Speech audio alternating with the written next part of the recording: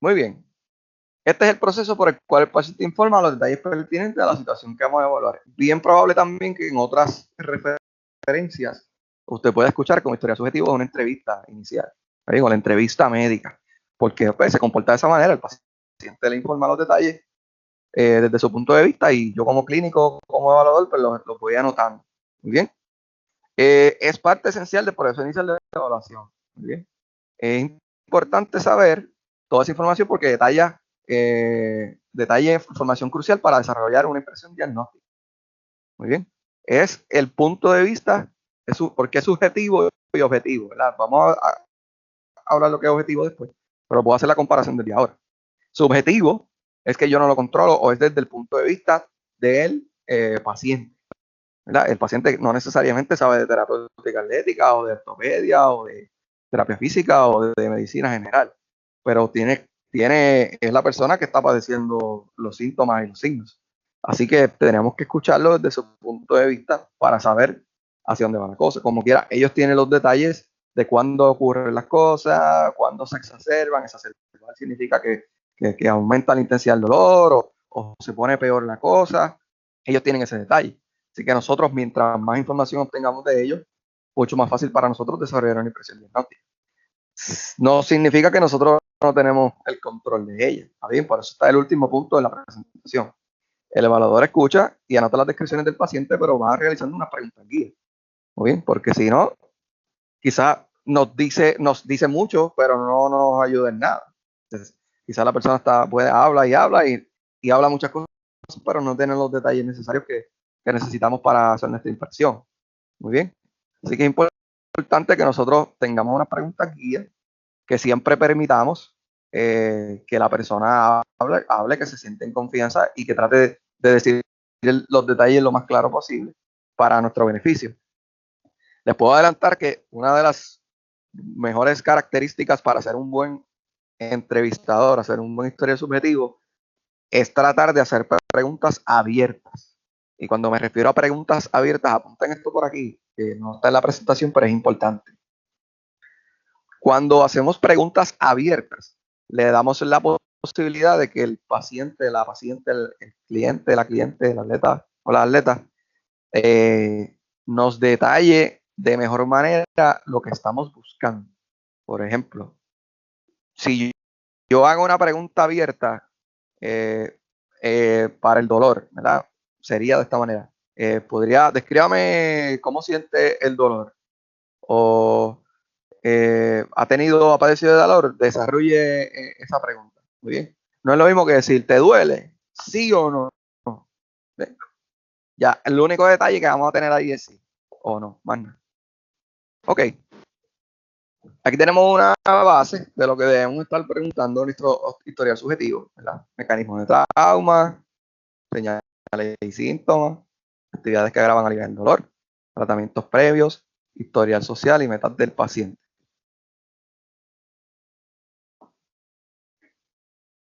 ¿Alguna idea para saber cuáles son este tipo de preguntas? Pues ahí la tenemos a mano derecha. ¿Está bien? El mecanismo de lesión o el mecanismo de trauma es el evento, el suceso que ocurrió, que desarrolló la lesión. Muy bien. Así que cuando preguntamos sobre el mecanismo de lesión, el mecanismo de trauma, cómo ocurrió, qué movimiento fue el que realizó en la paciente, conocer el deporte, porque todos esos detalles se pueden ir relacionando y usted va a ver en el camino, ¿verdad? Durante la clase, que hay unas lesiones que tienen unos mecanismos de trauma típicos, tradicionales. Así que automáticamente usted conoce el mecanismo de trauma, ya tiene una idea de hacia dónde va la cosa y volvemos otra vez con el túnel. El túnel se va cerrando y cerrando y cerrando. Ya yo puedo ir identificando que la cosa va por ahí. Muy bien. Perfecto.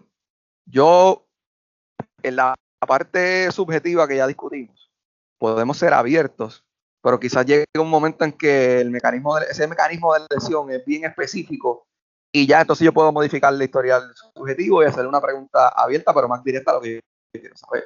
¿Verdad? Porque si el mecanismo de trauma, vamos a poner un ejemplo, ¿verdad? Yo sé que todavía no han llegado a eso, pero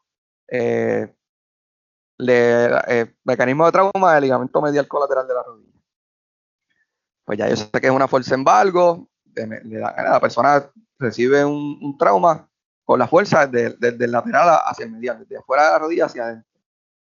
Pues entonces ya yo sé, pues, es bien probable de que el ligamento medial colateral esté involucrado, pues entonces yo voy a hacerle un poquito de preguntas sobre quizás cuál tipo de actividad se te hace más difícil realizar, porque ya yo sé que quizás, mira, pues este mecanismo es bien difícil o se ha comprobado que es bien difícil tratar de montarse en el carro porque tiene que hacer una fuerza de embalde.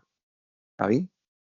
Y sigue siendo una pregunta del historial subjetivo, pero quizás lo puedo ir especificando un poco al mecanismo y puedo evitar otras preguntas que entiendo que no son necesarias. Muy bien. Pero eso lo vamos desarrollando en el camino, con la experiencia. Mecanismo de lesión, pues ya tenemos por lo menos esas preguntas son varias y las vamos a ir discutiendo específicamente cuando vayamos a la área anatómica que tengamos que trabajar durante el curso. Pero sí se relaciona, ¿verdad? Generalmente se preguntan cómo ocurrió, qué movimiento realizó, cuál fue el deporte, porque nos dan unos detalles específicos sobre lo que pudo haber ocurrido. Determinar las estructuras que están envueltas, si es distal a proximal, especificar cuáles son los puntos anatómicos más importantes del área, para poder identificar exactamente cuáles son las estructuras que pueden estar relacionadas en la lesión.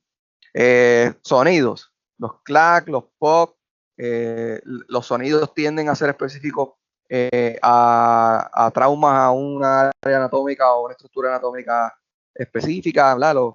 Los pop pueden ser más ligamentosos, más tendinosos, pudiese ser relacionado a una fractura, pero una fractura se comporta más como un crack o como un clac. Siempre tienden a ser específicos a un trauma y eso lo van a conocer durante el curso. Historial médico previo, lesiones previas, historial familiar, exámenes físicos, eso ya lo hablamos, ¿verdad? Al principio de la presentación. Nos ayuda a entender posibles factores que son de gran impacto de la lesión y también entonces qué se hizo anteriormente con ese atleta para o utilizarlo nuevamente porque fue efectivo o descartarlo y buscar otras estrategias porque no fue efectivo en el momento.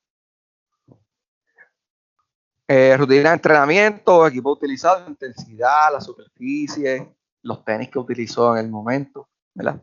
Detalles importantes que nos van a dar esos factores para identificar la lesión y algún tratamiento previo a esa lesión en la área de radiografía, medicamentos, visitas al médico, porque nos dan los detalles de cómo se va comportando la lesión y si hay algo que haya impactado anteriormente la prognosis de la lesión para nosotros saber, ¿verdad? Si se pueden estar enmascarando algunos detalles o hacia dónde va la lesión en el momento en que nosotros estamos hablando. Específicamente el mecanismo de lesión, bueno, pues es una fuerza que se aplica a cualquier parte del cuerpo que resulta perjudicial en la estructura y afecta la función de la misma. En arroyo de habichuela es el suceso que desarrolló o que creó la lesión.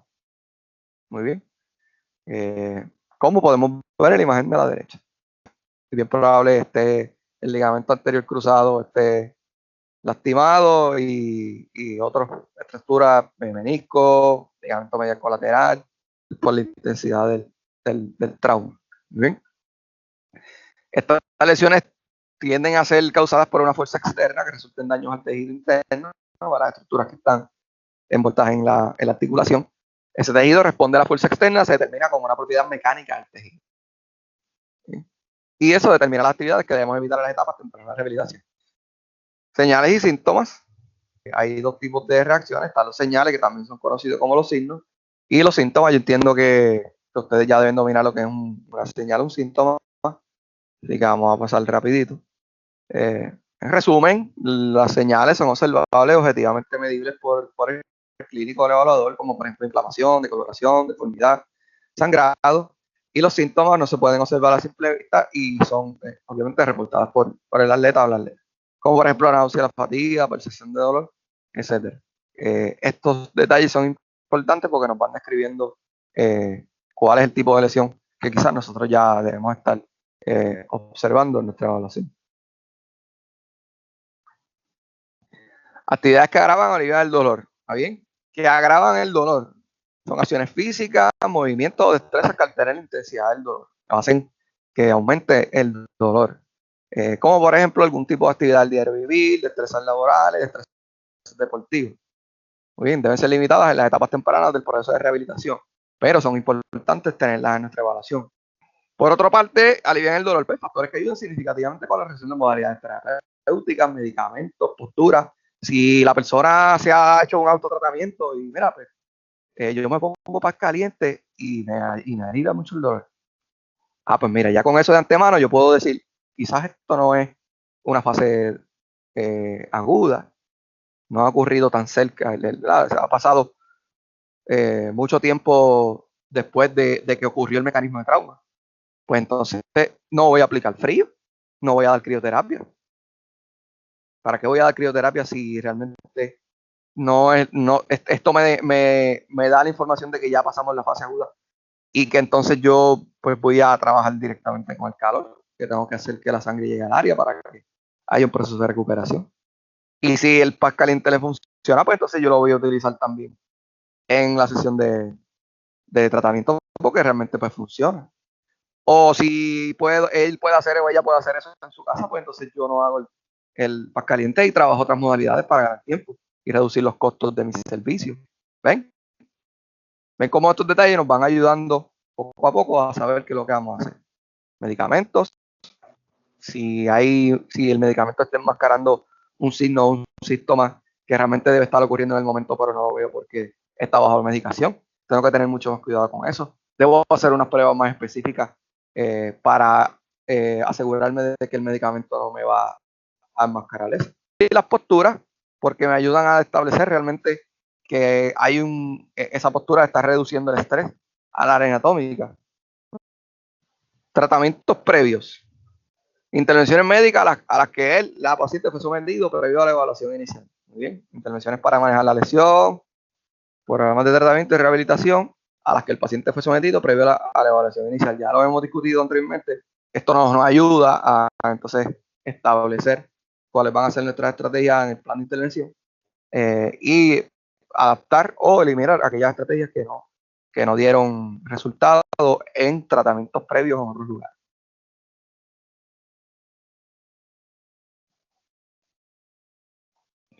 Factores sociales, esto es algo nuevo, esto se incluye, nuevo en nuestra presentación. Cuando hablamos de factores sociales, estamos hablando de estos factores que pueden tener un impacto en nuestro a corto o a largo plazo, como por ejemplo ambiente en el hogar, sistema social, acceso a transportación, empleo, actividades recreativas. Cuando yo hablo de factores sociales, no es que queremos saber la vida del paciente o de la paciente, no. Ni tampoco vamos a hacer preguntas que pueden llegar a ser íntimas o demasiado muy investigativas en la vida de una persona, sino cuáles son los factores que realmente tengo que tener en consideración para poder establecer un plan de intervención. O quizás algunos de esos factores también me den un detalle importante dentro de mi decisión de la impresión diagnóstica. Por ejemplo, acceso a transportación. Supongamos nuevamente que tenemos una lesión de rodilla. La persona llegó al centro, pero llegó porque le dieron pon, le dieron un aventón, ¿verdad? Como escuchamos en las novelas mexicanas, le dieron un aventón, pero no necesariamente va a ser así todos los días. Entonces, ya, si no puedes llegar al centro, ¿cómo lo vamos a trabajar? Puede ser que el caso sea, es necesario que tú vengas. Si no vienes, no hay manera de ayudarte. Pero quizás nosotros podamos analizar o buscar alguna estrategia que sea favorable porque su factor social no le permite llegar. Pues quizás podamos hacer entonces un plan de tratamiento en el hogar. Quizás podemos entonces llamar a la universidad en el caso de que sea un atleta universitario, mire, tengo esta situación, ¿cómo podemos ayudarle? Quizás le puedan conseguir un conductor designado, quizás podamos hacer algún cambio de una actividad o aprovechar un tiempo para que pueda llegar al centro de terapia con su tratamiento. ¿Ven? Factores sociales que yo debo analizar para hacerle la vida un poquito más fácil a nuestro paciente cliente o para nosotros poder implementar estrategias que realmente funcionen. porque si no vamos a estar pensando que estamos en Disney cuando realmente no estamos ni siquiera en la entrada y no vamos a poder ayudar a la persona. Muy bien. Empleo. ¿Ves? Si eres atleta, pues está bien. Yo sé entonces ya que tu estrategia o la estrategia que vas a utilizar es para cumplir con las metas a largo plazo, que es que puedas regresar al deporte. Pero en este caso, si también necesita, mira, pues me gustaría hacer otras cosas. Por ejemplo, tengo que trabajar unas cosas en mi casa y de mi empleo me gano el dinero trabajando patios. O me gano el chavito haciendo patios. Pues nosotros vamos a cumplir con esa expectativa, analizar, mira, estos factores son importantes para trabajar. También podemos identificar factores que agravan la situación. Pues mira, eso que estás haciendo en el empleo lo tenemos que eliminar, porque me van a afectar los resultados y no te van a hacer mejorar en la decisión. ¿Okay? Son factores sociales, pero que realmente tengan relación con nuestro plan de intervención o nuestra impresión diagnóstica. No es saber toda la vida, eres Virgo, eres Capricornio. Oye, ¿te gusta qué serie de Netflix estás viendo? Las podemos preguntar porque eso es el jovial y uno crea cierta confianza con el paciente, la cliente, y pues eso está chévere. Pero no es parte de lo que tenemos que preguntar en nuestro estudio subjetivo, sino otros factores que realmente tengan gran impacto en nuestro trabajo. Metas de él o de la paciente. Denominan las aspiraciones o expectativas que la paciente desea obtener una vez sea finalizada nuestra intervención. Dos cosas importantes. Aumenta el sentido de compromiso del paciente con el proceso, ¿verdad? Se escucha al paciente o a la paciente. Se escucha lo que quiere, se escucha lo que necesita. Muy bien, y no necesariamente vamos a establecer los parámetros porque yo soy el terapeuta y yo soy el que mando aquí. No.